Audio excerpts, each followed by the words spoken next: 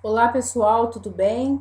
Eu sou a professora Alessandra Correia Farago e a gente vai dar continuidade aos estudos da disciplina de alfabetização e letramento, aspectos históricos e teóricos. Hoje nós vamos tratar do letramento indígena.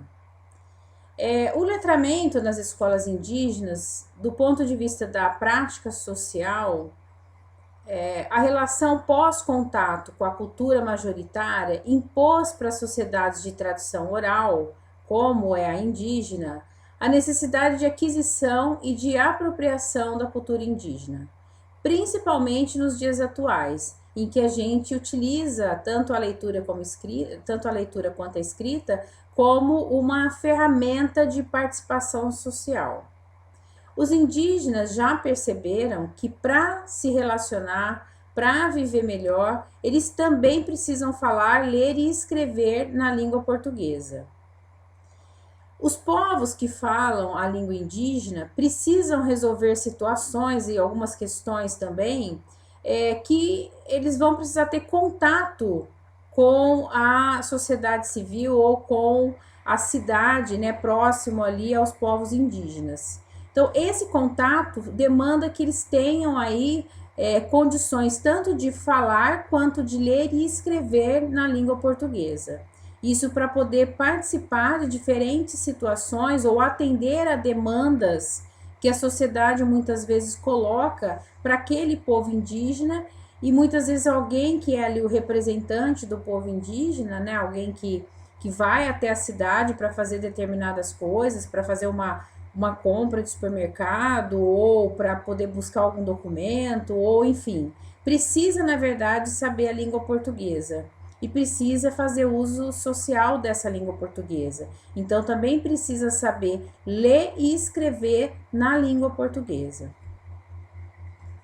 Isso acaba possibilitando, né, dando aí a escola, então, acaba tendo um papel importante de favorecer essa apropriação, tanto na linguagem oral quanto na linguagem escrita, da língua portuguesa como uma segunda possibilidade dentro do processo de alfabetização. A oralidade, dentro do processo de letramento indígena, ela cumpre um papel bastante relevante, porque a relação entre oralidade e escrita na escola, ela se manifesta de muitas formas. Se a gente pensar no modelo de alfabetização voltado para a fonetização, a oralidade ela é muito importante, porque a criança, ao se alfabetizar, ela acaba oralizando para ela poder entender os sons, né, que sons, que letras que ela vai utilizar para representar aqueles sons. Então, esse modelo de fonetização acaba exigindo que a criança esteja amparada nos sons da fala, né?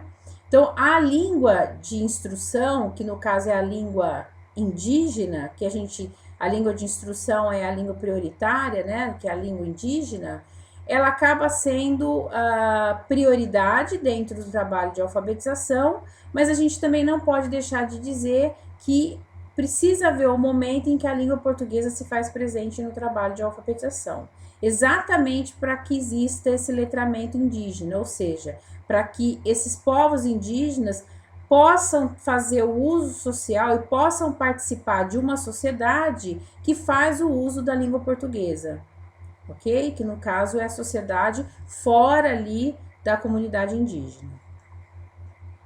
Outro ponto importante é que dentro das comunidades indígenas nós temos as narrativas orais, né?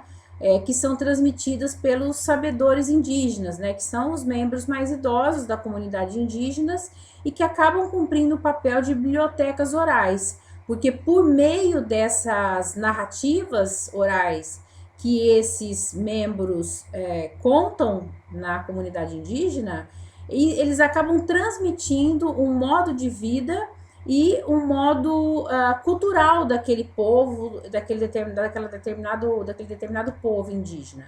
E isso também é bastante relevante dentro do trabalho de alfabetização. Essa transmissão oral, esse texto oralizado, ele faz parte também desse processo de apropriação da língua de instrução, que é a língua do povo indígena, ok?